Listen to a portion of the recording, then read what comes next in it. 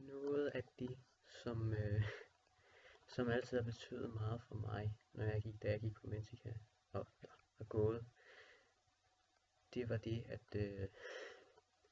at der har været det her fantastiske fællesskab mellem mig og nogle andre mennesker,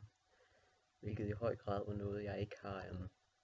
havde oplevet førhen. Det har betydet rigtig meget for mig at kunne komme ud af en verden af mobning og afviselse, og så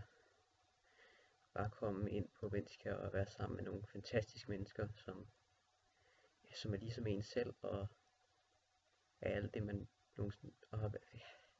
at være sammen med nogle mennesker, som man er det ligesom en selv og forstår, hvad man har lidt under, og hvilken baggrund man har haft,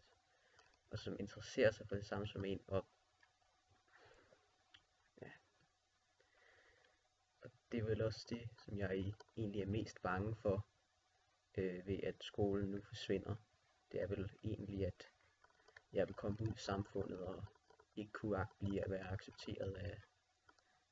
de normale mennesker. Så